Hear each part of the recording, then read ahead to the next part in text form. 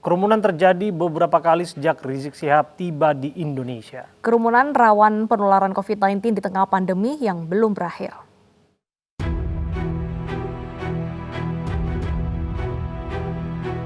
Di tengah pandemi COVID-19, pelanggaran protokol kesehatan masih terjadi. Pelanggaran protokol kesehatan terjadi saat pimpinan FPI Rizik Syihab tiba di Indonesia 20 November 2020. Banyaknya simpatisan Rizik Syihab yang tidak menjaga jarak rawan menimbulkan klaster penyebaran virus corona. Kerumunan tidak hanya terjadi saat Rizik Syihab tiba di Bandara Soekarno-Hatta, Banten. Kerumunan juga terjadi saat Rizik Syihab datang ke Bogor, Jawa Barat 13 November 2020. Pimpinan FPI Rizik Syihab tiba di Bogor, Jawa Barat untuk mengunjungi pondok pesantren yang dibinanya di kawasan Mega Bendung, Bogor, Jawa Barat.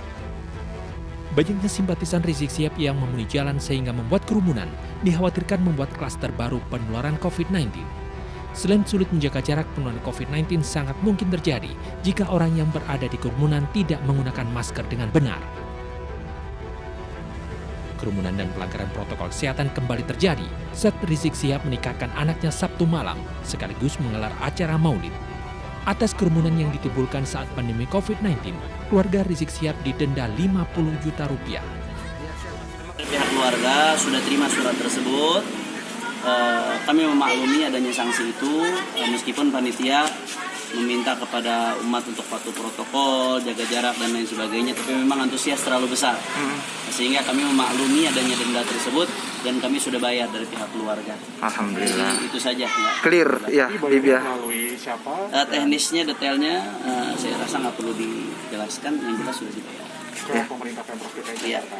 Dibayarkan berapa Pak kalau boleh tahu? Besaran. Tadi tertulis di media maksimal 50 juta ya. Saya juga nggak tahu detailnya berapa, tapi maksimal kan 50 juta. Cash. Ketua Satgas Penanganan COVID-19 Doni Monardo mengapresiasi langkah Pemprov DKI Jakarta yang mengenakan sanksi kepada Rizik Syihab atas pelanggaran protokol kesehatan. Dan apabila di kemudian hari masih terulang kembali, menurut Gubernur Anies, denda tersebut akan dilipat gandakan menjadi 100 juta rupiah. Dan dari Satgas sendiri telah berupaya untuk memberikan bantuan masker kepada penyelenggara, kepada Satgas Petamburan, agar masyarakat bisa menggunakan masker. Setelah langkah-langkah pemberitahuan tidak bisa diperhatikan, artinya acara tetap dilaksanakan. Sehingga jalan terakhir adalah memberikan masker. Semata-mata adalah untuk memberikan perlindungan kepada masyarakat yang hadir agar tidak terpapar. Pemberian masker ini bukanlah bagian dari upaya mendukung acara. Pemerintah mengimbau masyarakat agar taat protokol kesehatan dengan mencuci tangan, memakai masker dengan benar, dan mencegah kerumunan agar penyebaran virus COVID-19 dapat dicegah. Tim Liputan iNews melaporkan. Pemirsa, beberapa saat lalu Kapolri Jenderal Idam Aziz mencopot Kapolda Metro Jaya Irjen Pol Nana Sujana dan Kapolda Jawa Barat Irjen Pol Rudi Sufahriadi. Ya, dicopot dari jabatannya. Pencopotan tersebut karena keduanya dinilai tidak menjalankan perintah penanganan protokol kesehatan. Berikut pernyataan Kadif Humas Mabes Polri Irjen Argo Yuwono. Pada kesempatan sore ini saya ingin menyampaikan dua hal. Yang pertama adalah bahwa ada dua Kapolda yang tidak melaksanakan perintah dalam menegakkan protokol kesehatan, maka diberikan sanksi berupa pencopotan, yaitu Kapolda Metro Jaya. Kemudian yang kedua adalah Kapolda Jawa Barat. Jadi sesuai dengan TR Kapolri nomor ST 3222 garing 11 Romawi Cap 2020 tanggal 16 November 2020 tentang pemberhentian dari dan pengangkatan dalam jabatan di lingkungan Polri, yaitu Irjen Pol Dr. Andes Nana Sujana Kapolda Metro Jaya diangkat jabatan baru sebagai Korps Ahli Kapolri. Kemudian Irjen Pol Dr. Muhammad Fadil Imran MSI, Kapolda Jawa Timur diangkat jabatan baru sebagai Kapolda Metro Jaya. Kemudian yang kedua, yaitu Irjen Pol Dr. Andes Rudi Suwaryadi, Kapolda Jawa Barat diangkat dalam jabatan baru sebagai Widya Iswara Kepolisian Utama tingkat 1 Sespim Lemdiklat Polri. Kemudian penggantinya adalah Irjen Pol Dr. Andes Ahmad Doviri sebagai Aslo Kapolri sebagai Kapolda Jawa Barat. Itu teman-teman, itu yang pertama yang ingin kami sampaikan berkaitan dengan protokol kesehatan. Dan yang kedua, tindak lanjut penyidik dalam perkara pelanggaran protokol kesehatan atas diselenggarakannya acara resepsi pernikahan putri dari HRS. Jadi ini penyidik sudah mengirimkan surat klarifikasi ya, kepada anggota BIMAS yang bertugas himbau protokol kesehatan, kepada RT, kepada RW, kepada Satpam maupun Linmas, dan kemudian Lurah, ya, Camat, dan Wali Kota Jakarta Pusat. Kemudian dari KUA, dari Satgas COVID-19, Biro Hukum DKI, dan Gubernur DKI, Biro Hukum Kemenkes RI, dan kemudian beberapa tamu yang hadir, dan ini rencana akan kita lakukan klarifikasi dengan dugaan tindak pidana pasal 95 Undang-Undang Republik Indonesia nomor 6 tahun 2018 tentang karantina kesehatan. Itu dua hal ya, ini teman-teman yang bisa kami sampaikan berkaitan dengan kegiatan sore hari ini ya. Sebelumnya Menteri Koordinator Politik Hukum dan Keamanan Mahfud MD menyesalkan pelanggaran protokol kesehatan yang terjadi saat kepulangan Rizik Syihab. Dan berikut keterangan Menko Polhukam Mahfud MD. Pemerintah menyesalkan terjadinya pelanggaran protokol kesehatan pada pelaksanaan pesta pernikahan dan peringatan Maulid Nabi Muhammad SAW di Petamburan, Jakarta Pusat, di mana pemerintah sebenarnya telah memperingatkan Gubernur Provinsi Daerah Khusus Ibu Kota Jakarta untuk meminta penyelenggara agar mematuhi protokol kesehatan. Penegakan protokol kesehatan di ibu kota, sekali lagi penegakan protokol kesehatan di ibu kota merupakan kewenangan pemerintah provinsi daerah khusus Ibu Kota Jakarta berdasar hierarki kewenangan dan peraturan perundang-undangan. Kita semua, pemerintah dan seluruh elemen masyarakat, dalam 8 bulan terakhir telah mengerahkan seluruh daya dan upaya untuk mengatasi COVID-19 yang telah memakan ribuan korban jiwa. Ratusan tenaga kesehatan, baik dokter maupun perawat, telah menjadi pahlawan dari upaya kita berperang melawan COVID-19. Upaya-upaya ke arah itu telah menunjukkan hasil positif, di mana di tengah masyarakat telah tumbuh kesadaran untuk menjaga jarak, memakai masker, dan rajin mencuci tangan dengan sabun. Bahkan dari data di seluruh dunia, Indonesia termasuk yang sangat baik dalam angka kesembuhan dan jumlah penduduk yang terinfeksi COVID. Pemirsa, kerumunan di Soekarno-Hatta dan Petamburan melanggar protokol kesehatan. Rizik Syihab pun didenda 50 juta rupiah. Bahkan 2 Kapolda dicopot karena dinilai tidak menjalankan perintah penanganan protokol kesehatan. Lantas seberapa serius dampak dari kerumunan di masa pandemi COVID-19 ini? Kita akan membahasnya bersama epidemiolog Universitas Indonesia, Bapak Tri Yunis Miko, dan kuasa hukum Rizik Syihab, Bapak Sugito. Selamat sore Pak Miko dan Pak Sugito. Selamat sore Mbak Rita. Baik, saya ke Pak Miko terlebih dahulu. Pak Miko, buntut dari kedatangan Rizik Syihab dan juga pernikahan putrinya, ini adalah dua Kapolda dicopot. Seberapa serius kasus ini sampai aparat tertinggi dari keamanan pun dicopot? Jadi peningkatan kasus COVID-19 di 2 hari belakangan itu melebihi 4.000. Jadi sampai 5.400 atau 5.200. Jadi itu akibat 3 event, bukan 1 event. Satu adalah demonstrasi Undang-Undang Cipta Kerja, kemudian 2 adalah libur panjang, dan 3 adalah penjemputan Habib Rizik, begitu.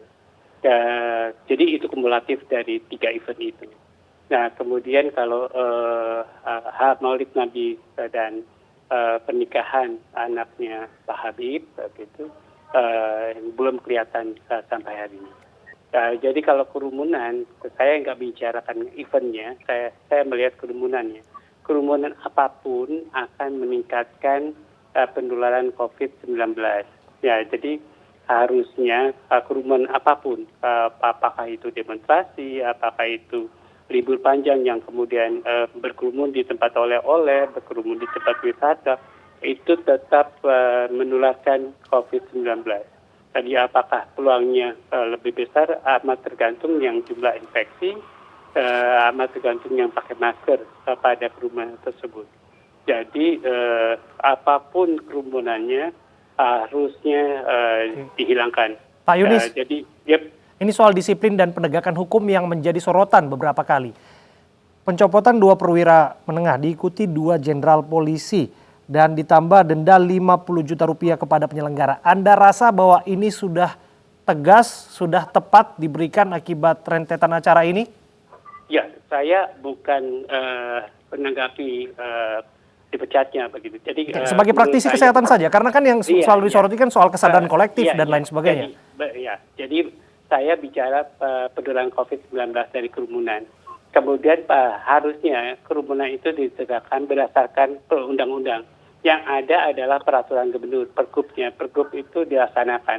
Tapi di dalam pergub itu memang tidak dibubarkan, begitu. Harus membayar denda. Ya, kalau dia bayar denda, ya itu artinya udah mengaku salah, begitu. Jadi tidak bisa diapa-apakan. Nah, harusnya kalau mau mencegah itu lebih dini. Jadi kalau mencegah kerumunan, seharusnya itu bisa dideteksi oleh Badan Intelijen. Apakah ada kerumunan banyak, ada kemungkinan. Jadi kan pengerahan masanya kelihatan. Jadi itu harusnya dicegah pada saat pengerahan masanya, baik itu demonstrasi, baik itu pada saat penjemputan, baik itu pada saat Maulid Nabi, dicegah pada saat mereka mau berkerumun. Jadi kalau sudah berkerumun sudah salah. Dan kalau sudah berkerumun 1 jam sudah salah pada penularan COVID-19. Begitu saya bicara pada penularan COVID-19. Baik, Pak Sugito, sebagai kuasa hukum, bagaimana Anda melihat rentetan buntut dari acara Rizik Syihab ini 2 Kapolda dicopot? Kalau mengenai masalah 2 Kapolda dicopot, saya tidak mau menanggapi karena itu bukan wilayah kami. Tapi yang jelas bahwa dari proses yang selama ini dilaksanakan oleh Habib Rizik, pengurus DPP FPI dan kepanitiaan lainnya yang terlibat itu sudah menyarankan, sudah mengingatkan harus mentaati protokol kesehatan. Bahwa praktek di lapangan itu terjadi di luar dugaan dan cukup banyak karena beberapa pelanggaran yang terkait dengan protokol kesehatan. Dan akhirnya teman-teman di FPI harus membayar denda, itu sudah dilaksanakan, itu sudah hukuman. Oke, Pak Sugito. Ya, bagaimana? Iya. Soal bahwa kerumunan itu tidak menjadi tanggung jawab, sedikit banyak seperti itu penjelasan Anda.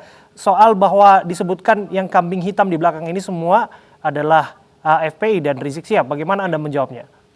Jadi saya tidak mau berdebat panjang mengenai masalah acara yang pada waktu penjemputan maupun Maulid Nabi dan resepsi pernikahan putri beliau. Tapi di Omnibus Law sebagai bahan perbandingan itu juga dalam jumlah yang banyak, masif dan berulang-ulang. Jadi ini ya memang akhirnya terjadi Tapi yang jelas untuk event yang dilakukan oleh FPI, kami sudah membayar denda dan sudah membayarkan. Dan itu adalah bagian dari ketentuan dan mentaati hukum yang berlaku. Oke, tidakkah acara kepulangan Rizik Syihab yang masif dan eskalasi massa yang terlihat ya, Anda juga tahu betul itu, tidak dijadikan pelajaran sebetulnya untuk mencegah kerumunan massa yang lebih besar di acara akad nikah sekaligus maulid? Jadi pada waktu itu, beberapa teman dari kelas sekarang itu memang sudah menyiapkan ketentuan-ketentuan yang mengenai masalah protokol kesehatan, masuk pengaturan jarak, persiapan untuk masker, persiapan untuk tempat cuci tangan. Tapi karena itu masanya cukup banyak, sehingga memang harus yakin mengalami kesulitan karena jumlahnya yang membludak.